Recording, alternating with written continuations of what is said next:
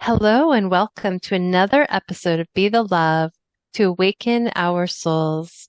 Thank you again so much for tuning in this week. I'm Stacy Musial. And I am Brenda Carey with our special guest, Brandi Van. We are your co-hosts and souls on the journey, and we are on a mission to raise the consciousness of humans and the planet, and we need your help. Please spread the word to your family and friends and join us every week. Consider becoming a Patreon supporter or a sponsor to help with the operating costs like editing and the many hours we spend creating these shows with quality guests and content. And if you have resonated with our mission, support us in a way that raises your vibration to love. And if it feels safe for you, I'd like to begin by inviting you to take a moment to get centered with us. I'd like to begin by inviting you to take a beautiful cleansing breath in through your nose and out through your mouth, releasing anything that is keeping you from being present. And take another deep breath in through your nose, breathing in calm, peaceful, loving energy. And breathing out anything you are ready to release in this now moment. And take one more breath in through your nose, breathing in light and love for yourself. And imagine breathing out that light and love and send it back to all of humanity. Remembering that you always, always have your breath to come back to. Our guest today is Brandi Van. She is a spiritual medium and psychic development mentor who helps highly sensitive people discover their unique psychic gifts so they can experience an abundance of peace and find their higher purpose. Through coaching and speaking, Brandi helps people discover and develop their psychic abilities to realize we are all connected here on Earth and that we all have a higher meaning than ourselves. Brandi has made it her mission to help others to discover their abilities so they can fulfill their higher purpose, live with intention in their interactions, and listen to their intuition. She lives in Philadelphia, Pennsylvania with her husband of 10 years, where they enjoy life with their 3 dogs. Thank you so much for being here with us today, Brandi. Yes, thank you so much for having me. I love your message. I'm just so grateful to be here with you ladies. Great. Well, let's get started by telling us a little bit about your journey and what has led you down this spiritual path. Sure. So I always knew I had psychic abilities from a very young age. I was hearing spirits. I can remember even back to like the age of 10, but I just thought people would think I was crazy or like they would think I was making things up or saying things for attention. So I just tended to ignore them until I was in my 20s and I had a very profound spiritual experience where I just couldn't ignore it anymore. So my family and I were around my grandma who was passing away in her hospice bed. And as she took her last breath, I literally felt her spirit rise above the bed. And then when I looked up, it was like a star of the most amazing colors. Like, I don't even think they're like in our human life. Like, they were so bright and so magnificent. And they were pulsing in and out like a heartbeat. And in that moment, I knew, I don't know how I knew, but I just knew that she was at peace, that her angels, her spirit guides, her, other friends and family who had passed away were all there to greet her. And I knew that she wanted me to see that. And that's what really started my journey. I was just like, this is actually not something scary, not something that people should think I'm crazy for. And it was so beautiful. And that's when I really started to tap into it. But I started reading books, I was watching TV shows, listening to podcasts, and nothing was like developing it. Like they came to me whenever they wanted. I had no control over it. I didn't know who the message was for until I found a mentor. So I've been reading books up until this point and it just like wasn't doing anything. But with the mentor, I only worked with her for maybe an hour a month for 6 months. And then my abilities just skyrocketed and I became a medium. I could do mediumship readings on demand. And I did those for years, but then I look back at my journey of like, why are there no mentors? There's coaches for everything, for sports, for instruments. Like there is an A to Z process here, but like, so I created that roadmap to teach other people, because if someone was able to teach me from what they went through, I feel it's my mission to now teach other people how I was able to gain those abilities. Hmm. What a beautiful journey and what a beautiful experience you had with your grandmother and that coming into that sense of peace and knowing that that was, that she was at peace and she was okay in that process and how it just catapulted your own abilities. And I know it sounds like your journey has you questioned that all of your abilities and these experiences that you would have up until that point. And I'm just curious because I know there's so many people in the world, right, that question their own abilities, right? They question, am I intuitive? Am I psychic? And not really sure how to tap into that. And so what would you say for someone, just starting out who is questioning those abilities or even, as and could be like a two-part question, but these little star seeds coming into our world right now and their parents, right? The children, right? And how they can even support their children as they're coming in. Yeah, so it's funny you say that because I actually have an ebook. It's on my website. They can go to brandyvan.com. And if they sign up, they'll get a fun little quiz that goes through what people are having psychic experiences, but they might think it's just like everyday human ones. So I think the first step is to realize what is a psychic experience and am I having them? Because we're all psychic. It's just that people who are apsychic means that they developed it, they controlled it, they know how to help others with it. So the first step of the journey is to know, like, what am I looking for? Have I had these experiences? So my ebook actually has like the fun little quiz of, have you had XYZ experiences? And then it also goes into categories. So if you have the most in one category, you'll find out if you're a healer, if you're an intuitive, if you're a medium, all the different types of psychics that are out there. For children, I'm always like, the younger the better. Like, I wish someone would have grabbed me at the age of 10 and told me about this. So I think if people have those limiting beliefs or like a closed-minded family, they're not going to be as open to this. So if you have a child that you think has this, I would just say, it's important that they're doing it in the right way. And that's for adults as well. You always want to protect your energy because you never know what you're inviting in if you're just dabbling or don't know what you're doing with it. And that's why I think it's really important to have a mentor. So yeah, as long as you can, tell your child about it, but then also get them the right, like me, the right person to be able to help them so they know that they're doing it correctly. And so do you think that everyone has some sort of psychic ability or is there just like the select few that come into this world with these abilities?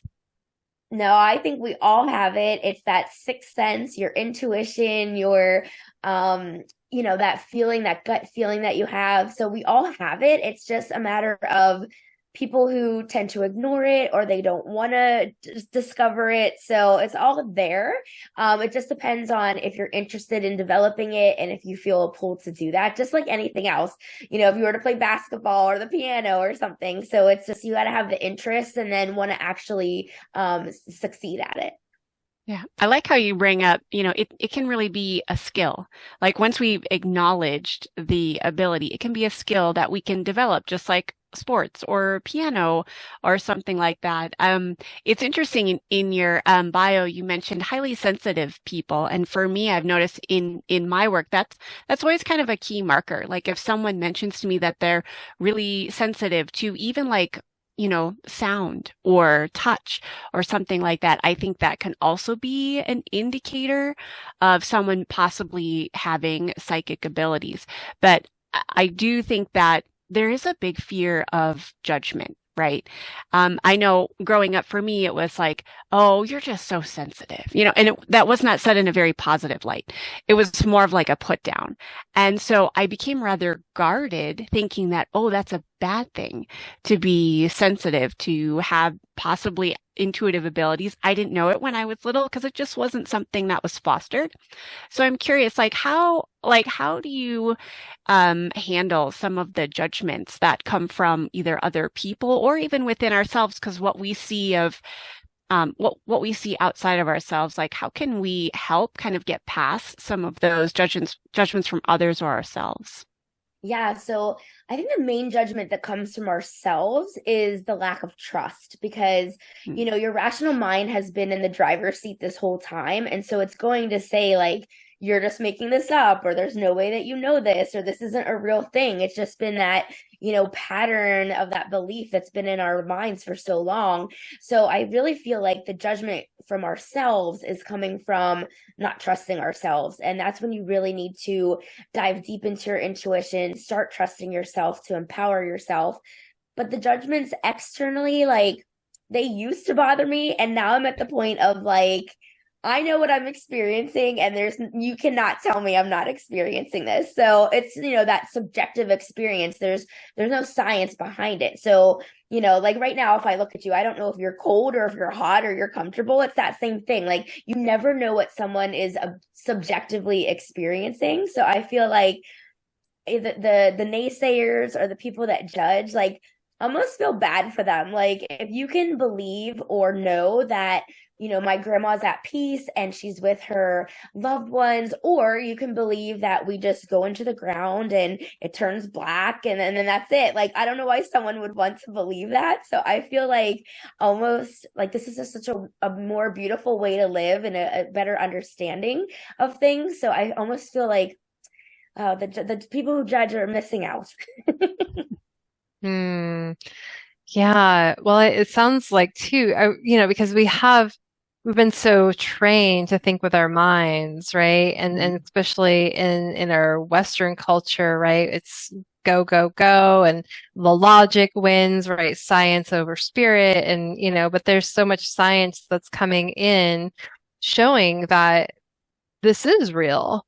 Even the quantum field, right? They've got science to back up, all of these things. And so um, you know, what makes this not real, right? So, when you have an intuition, where does that come from? And what how do you know to tap into it? Like, what would you say would be your best advice when there are those intuitive hits, and so that we can learn to build trust? Because I think there's that muscle, right, that we have to build to grow to trust in our own intuition. Like, oh yeah, I maybe shouldn't eat this, or because you got this message. Like, what would you say would be that switch from going from the brain, the thinking mind, to when that intuitive hit comes?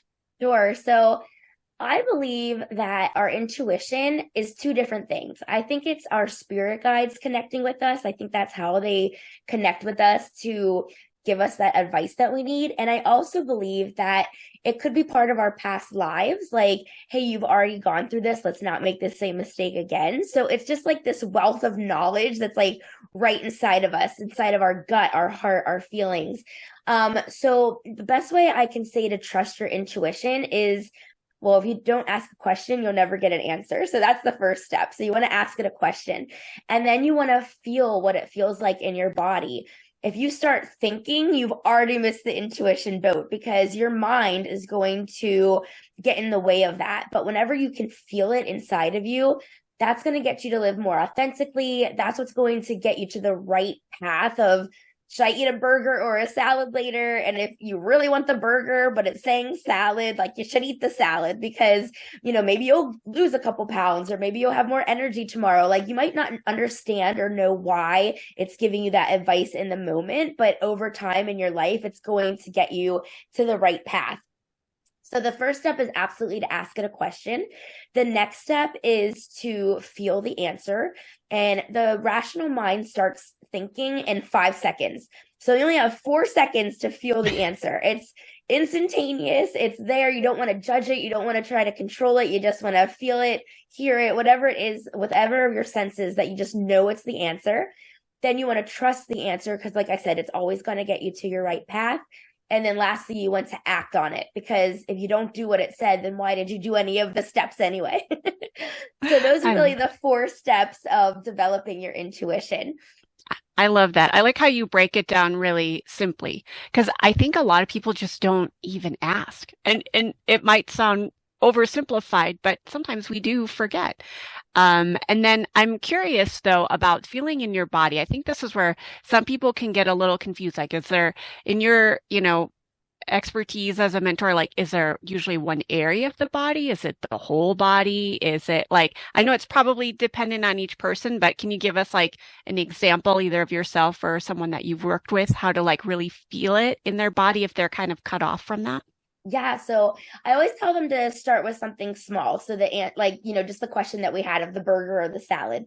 So you want to ask small things first, and the more that you ask, you'll start to feel whatever that is in your body. You don't want to ask like, should I move next year? That's something huge, right? So you just want to start out with very little simple questions, and then you'll just start to feel that answer.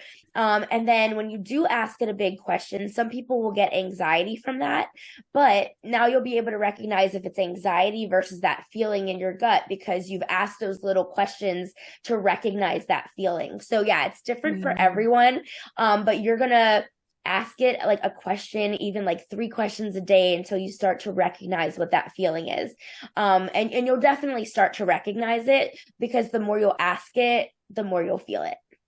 So I'm really curious with a follow-up question with that. So do you think oftentimes anxiety can be mistaken for like a psychic message coming through? Do you find that to be a pattern? Yeah, so clients of mine will say, like, I asked a question, and because they don't agree with the answer, they don't want that answer, it will give them anxiety. So I'm always like, if it is that right feeling, and like I said, even if you don't understand it or know why it's the answer, or even it's strongly going against what's in your mind, you want to recognize, like, is my heart rate getting faster? Did I start breathing heavier? Like those anxiety symptoms, because then that's not your intuition. Your intuition is very calm. It's not fearful. It's not feeling, regret or resentment or anything like that. So you definitely want to have to know that knowledge between this is how I feel calm versus I'm getting anxiety over this answer. So yeah, it's definitely 2 different things that we want to nip in the butt. Yeah, I love that. I've noticed, when I get those answers, like even these big questions, and my body will be overcome with this like just sense of calm. Like this is the knowing, this is the right way to go. But when I don't listen to that, and maybe it takes me a while, like I know in the past where I've gone away from that, and I've kept going on the same path I was, even though I knew that was not the path. And then things kept coming out of alignment for me. Like nothing felt like it was going smoothly until I came back to what I deeply knew. So can you talk a little bit about that? Like when you're in alignment versus not in alignment? Yeah, when you're not in alignment, you get to start like that feeling of being stuck, right? Like this is what I want, but I'm not getting there. When you're in alignment, you're just so much more at ease. You have so much less stress, less anxiety. Doors start to open for you. You just have more opportunities so that you recognize like, okay, I'm listening to my intuition. It's guiding me, and those doors are opening. Because how many times like have you been like, I knew I shouldn't have done that, right? And so that's what we're trying to avoid here. We don't want people to, hear it, but then not listen to it. So that's why you definitely want to do the advice that it says so that you stay in alignment. And when you're in alignment as well, you just start to live more authentically, like for me, I don't want to have children, but society tells me I'm supposed to have children, right? So people will always ask me, well, why don't you want kids? Or they assume that I can't have children. It's like, this is a choice. This is what my intuition is telling me, that I don't want them. I don't want that lifestyle. But, society tells you to live in a certain way, but you really have to live authentic to who you are. I mean, it wouldn't be fair to the child or myself if I had one, if I don't truly want one. So that's just like my own personal example. Mhm. I love that. Yeah, how society versus our own authenticity can be at opposite ends and to really honor that. So I think this kind of leads into like our life's calling, or you mentioned like a higher purpose and how our psychic abilities can help make us more aware of what our life calling is. Is there like a process that you help people go to? Because I know so many people that, they really want to extend themselves out into the world and really live with passion. And so can you kind of help us like fill in that gap of where can our psychic abilities really help us kind of fine tune our purpose in life? Yeah, and this is where my passion is to teach people how to do that, because you'll have lifelong benefits with psychic abilities that people don't even realize. It helps you connect with your emotions. It helps you become more balanced. It just overall is just such a better way to live, in terms of, if something challenging happens and you start to trust yourself and know that you're going to be calm in any situation. It's like life can throw whatever at once at you, but if I'm strong, I'm calm, and I can handle this, what is this teaching me versus why is this happening to me? It just kind of changes your perception of thinking, I'm here for a bigger purpose. What am I here to learn? And our main thing, of course, is to help other people. So there's so many different types of psychics out there, and so many different ways to have it be a career. I feel like, to help others, sure, like I do a mediumship reading and I can give healing to someone who's grieving. And now I also mentor, but there's people out there who can solve missing people crimes or find missing bodies, or there's other ones who can do pet bereavement if someone loses a pet, and they can connect that way to give that person healing.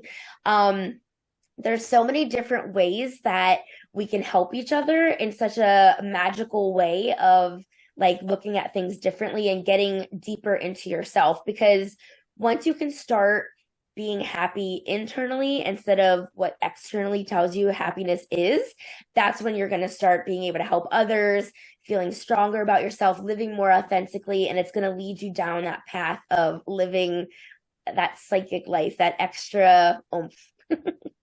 Hmm. Yeah. So what do you notice? Like when you start living authentically, you're living in alignment. I'm just wondering like how manifestations start to occur. Do you notice manifestations happening more quickly or more fluidly? Yeah, what does that look like for you? And what do you see with or maybe what is your best advice on that manifestation process? Yeah, so I feel like that word gets thrown around so much, and I think people think, oh, if I think positively, then positive things will happen, when it's actually much more than that. You need to live in that authentic you for things to start changing, because if your thoughts and your actions and behaviors aren't all in alignment, then you're not going to be able to create your own reality, because manifesting is all about creating your own reality. So if you're like stuck in this 9 to 5 job that you hate and you want to be doing XYZ instead, you're basically telling the universe, like, I'm okay with being stuck. I'm okay with being, at this job that I don't like. So even though it's scary, you might want to quit that job, so that shows the universe, hey, I'm ready for this next step. So that's just an example. But yeah, manifesting is really about changing yourself to create the reality that you want. So it starts with you. And then it's that law of attraction, that what you give out comes back to you. So it's definitely creating a more positive way to live, because if you're doing something authentically, you're going to be that much more happy doing it. Does that answer your question? Yeah, yeah. I think that, is a really great point and perspective, because it is, right? We can't just think our way, right? When The Secret came out way back, in early 2000s or something, right? And so there was this message like, I'm just going to think and manifest everything. And it's all, about material, possessions. And, but recognizing there was always that energy behind that. And like, what is the energy? If you're not in flow with your own energy, if you're not living authentically and in alignment, then that flow isn't, I mean, manifestation, I think, can still occur, but it's not manifesting in the way that is bringing you maybe the life and opportunities you're that are in alignment for you. And also, I when you are in alignment, the universe, I believe, like it, in my experience too, it starts to open up more doors, and you're kind of in this river of flow as you're moving through. And so I think that makes sense. And so absolutely, thank you. Yeah, and I think too, when people are stuck on feeling like what they lack, I don't have Mm. this, and this other person has this, that's sending the universe a message as well, where the Mm. universe is so abundant, it's going to give you whatever you need. But if you're sending out that and you're concentrating on the lack and the scarcity and what I don't have, that's just going to come right back at you. So you really need to start thinking in terms of, the universe has everything I need. It has everything I Mm. want. Universe, give this to me, Mm. versus like, oh, this other person has everything. And, that person that you think has everything might look at that one thing that you have. And now they look at their lives as lack because you Mm, actually have that one thing that they don't. So you Hmm. just never know. It's your own perception and of looking at things. Absolutely. exactly. And, it's really, yeah, tuning into what we have in that gratitude, right? And it just reminded me, I was just going to share like the Trevor Hall song, I have everything I need, right? Oh, And, yeah. and so Yeah. that's like a beautiful mantra because, we all have exactly what we need. And, there is an abundance, and we have to really feel into that abundance, so we can believe it within our bodies and embody that belief as well, I think is really important. Yeah, I was also going to say, actually, when you mentioned the Trevor Hall song, that actually popped in for me. And as we're talking about like scarcity mentality and like how the ego can sort of prevent us from receiving our, whether it's divine downloads or psychic abilities, I'm curious, like for me, I have a process of like actually singing. Singing helps me get out of the thinking mind and kind of pushes ego or gives it a back seat so that I can be really open and receptive. But I'm wondering, do you have like like a process that you use specifically to kind of give the ego the back seat so that your abilities can shine more? Yeah, so I mean, it's really important to notice the ego. That's the first thing, because if it's automatic and you don't even like pay attention to it, it's just there, then you can't quiet it. So that's a big part of my mentorship program as well, is noticing when the ego comes in. And then once the ego does come in, I always say to treat it like your best friend that's giving you bad advice. So like, thank you. Thank you for that advice. But today I'm going to listen to my intuition. And I always say too that your ego is part of your inner critic. And the louder that it gets means the closer you're getting to your goal. So instead of letting it get louder and louder and hinder your performance, see it as your best friend, bring it along with you. That means push a little bit harder. You're so close, because your inner critic would not be getting louder if it knew you're getting so close out of this comfort zone. I want to keep you in this comfort zone. So the louder it gets means, oh, I'm almost there. Just keep pushing. So that's what I always tell my clients as well. Sounds like a beautiful way to, yeah, break through that, I guess, that glass ceiling, so to speak, when you're just going through the next layer, the next level, and you're leveling up, to really just like tune into that. That's really powerful. Thank you. Yeah. Yeah, yeah. And so yeah, let's talk a little bit more about, you know, just honing into that quiet time. Like, what are some of the advice or tools that you have for someone, to really start to get quiet with themselves, and maybe protecting their energy because they're not influenced by other people's energies, as they're trying to work through through finding their own voice. Yeah, the protecting your energy is so important.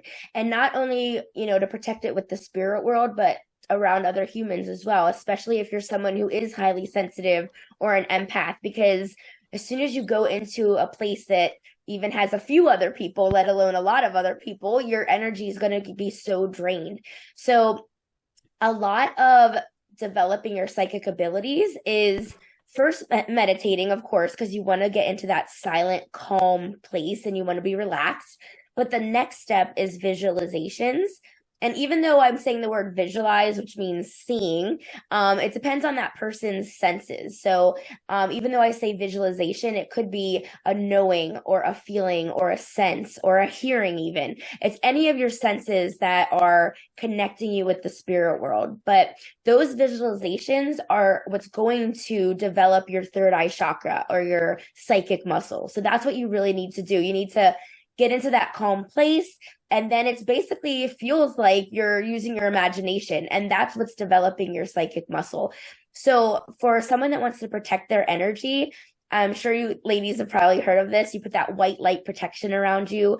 So you're going to envision a white light all around you. It's like a bubble. There's no holes, there's no patches. And you just want to breathe out anything negative and breathe in that positivity protection. And just envision that it's with you. And if you don't believe in the white protection, it will not protect you. So just like you're trusting yourself, your intuition, your spirit guide, you have to believe in the white light protection, or else it's not going to do anything, because it's just like the universe. If you don't believe in the abundance, the white light knows that you don't believe in it. So why would it help you? So it's really important, again, to trust yourself, to trust all the exercises that you need to do when you're developing your ability. Thank you. Yeah. Also, I'm wondering, as our planet is, ascending, and where, all this new energy is coming into the earth. If you're familiar with the Schumann resonance, it's the earth is increasing in vibration at the same time. And, in my experience, I've seen just a lot of people getting stronger messages, like through their dreams, their intuition, their intuitive abilities are increasing, their vibration is essentially raising. I'm wondering what you've noticed, if anything, especially in the last like several years, like how things have been really, increasing in vibration and people tuning into their gifts a little bit more. Have you noticed anything around that? Absolutely. I think, even though how horrible COVID-19 was and the pandemic, it really gave everyone that chance to be calm. It quieted our lives. It made us not as busy. And so I feel like, did that happen so that we can raise our consciousness? Did we all need to just take a step back, and that gave us the time to do it? Because I know for myself, it was like, well, I'm furloughed, so I already have a job. I don't need to look for one. What am I going to do with these next couple months? So, I did a lot of reading and meditating and got myself way more into this. And I think a lot of people did that, because I'll ask people and they'll be like, oh, I just started this the last few years. And I'm thinking, like, what happened the last few years? The pandemic, right? So maybe it really did have a higher purpose than we all know. Yeah, I definitely Absolutely. definitely see. I would definitely say that, yeah, COVID brought a lot of opportunities for people to slow down and to really take that time inward, and also just to be more present with themselves. And I think that's where also gratitude comes in there as well, to be grateful for the things that they did have. And yes, there's many like furloughs and jobs that were lost. And it also gave some people an opportunity to explore, whether it's other job opportunities or their psychic abilities or things maybe they just never even had the time to do. So I love that, to be able to think outside of what autopilot life sometimes goes on sometimes. And even like the way to live more authentically, because maybe it gave them that time to look at their job and be like, I don't think I'm happy with this. Let me look for something else. So again, that internal looking of like, am I happy with this? And then changing it if they needed to. So yeah. Yeah, no, absolutely, for sure. I'm I'm wondering about dreaming, like because for so many people they think that abilities can come or messages can come through their dreams. What are your thoughts on that? Oh, 100%. Yeah. So, our spirit guides can communicate with us so easily in our dreams. But if you don't remember your dream, then you're not going to remember the message. So it's a process, right? Just like your intuition, you need to remember your dream. You need to figure out the pattern of what is the dream teaching me, because our psyche, when we're asleep, our dreams are actually giving us advice for our waking life. But first, if you don't remember it, that's not going to help. And then you need to figure out the pattern of, like, you know, interpreting it and trying to figure out what advice it's giving you for your waking life. And not even just during dreaming, but actually before you go to sleep, right Hmm. when you're like heads on the pillow and you're in that half asleep, half awake state. That's called the hypnagogic state that your brain's going through. And the spirits can really communicate with us then, because everything is very quiet, you're quiet. So that's a great time to be able to connect. And then also between 1 and 4 a.m., that's when the veil is thinnest, again, because it's a very quiet, calm time. So a lot of people will be like, oh, I always wake up between 1 and 4. And I'm like, yeah, I'm not surprised at all. So, but yeah, and then there's even that one step further of lucid dreaming. And that's when you're conscious in the dream and you can tell yourself, go to another planet or fly or whatever it is, because you can control the dreamscape. So yeah, dreams are a whole nother way to communicate with spirit. It's amazing. And I do teach that in my program as well. Yeah, that's really, all those three different things, but you mentioned, and I know we could probably have a whole episode on lucid dreaming, but like um, I have a lot of clients. I'm a psychotherapist, and so I have a lot of clients that do wake up between that 1 and 4 time, right? So I'm wondering if you just speak a little bit more about that, because there's, a lot of theories around that, and so just curious, if you could just say a little bit more. Yeah, so between 1 and 4, like, I don't know why exactly. The only thing I know is that because the earth is so quiet, then everyone's sleeping, everyone's, just in a very quiet place. And so that's whenever our and you're also in a deep sleep then as well, usually, because now you're in REM sleep, and so they're really able to communicate with you at that point. Other than that, I really don't know too much about it, other than they do say the veil is thinnest because it's such a quiet time for everyone that they can easily enter our dreams. Yeah, and I know the yogis, that's their time to get up and meditate, because there's Yeah. that, the energy of yeah, talking to, I believe, the spirits and manifesting, and, really being able to be heard because of the veil is at its thinnest. Yeah, I was going to speak to that from a yogic or Ayurvedic perspective. It's called the Vata time. Mm. That Ooh, that's one of time, and I mean, they say like 2 a.m. to 6 a.m. It's, variable a little bit, but it's when the elements of ether, so like space, the cosmos, the starry night skies, and air are most present. And so spirit, that's the realm of spirit. So that's when okay. spirit can enter in that Vata time. And I was going to piggyback that also there's Yoga Nidra, which deals with that hypnagogic. Am I saying that right? Yeah, yeah. That twilight stage. Yoga Nidra, which as a meditation teacher, I love using that style of meditation to get people into that twilight. Ooh, cool. I'm writing all this Yeah. down. Awesome. Yeah, absolutely. I would love to share that with you. Okay, I have yeah. some guided meditations that really help people get into that, like not full on sleep, although sometimes it happens. Sometimes, people do because I just figured, well, they needed to actually sleep. Yeah, But to be in that twilight phase, because it is truly restorative. that's Um, awesome. yeah. Thanks for sharing that. I also know that Wednesday, for some reason, is the best day to communicate with spirit. So I always have my clients practicing on Wednesdays. I don't know what it is about that either. Hmm. That's really interesting. Yeah, I love that. It'll bring Wednesday, a whole new meaning to Wednesday. Yes. Right? It's no longer hump day. It's communicate with your spirit day. I love that.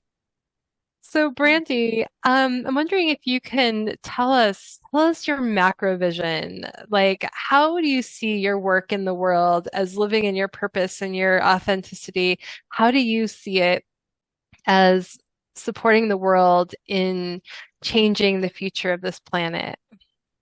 So I like even before all of this, I always thought like little old me, what can I do, right? But then when Mhm. you really realize how connected we are and how big of an impact you can have on someone, like for me to create other light workers, oh my gosh, it's just my passion. Like I'm so excited to do this because, if I can give a mediumship reading to someone and give them some healing, that's great.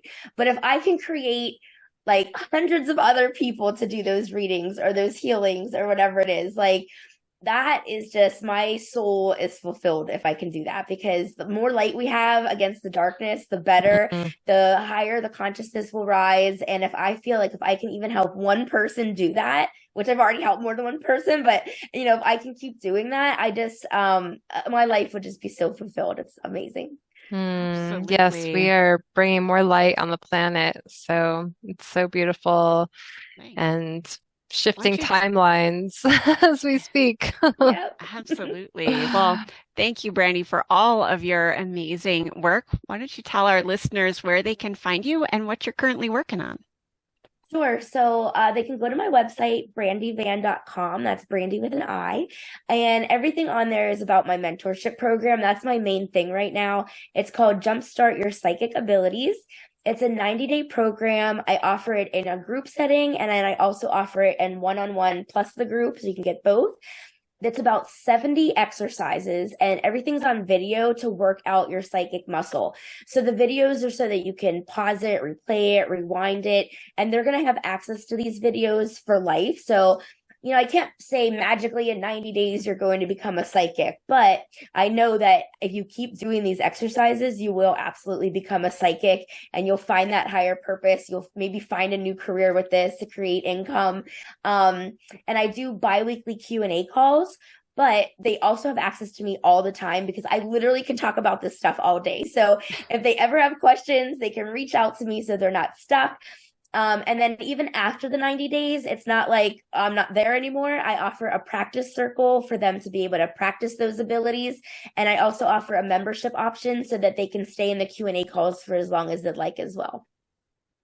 Beautiful. That sounds like so many beautiful offerings.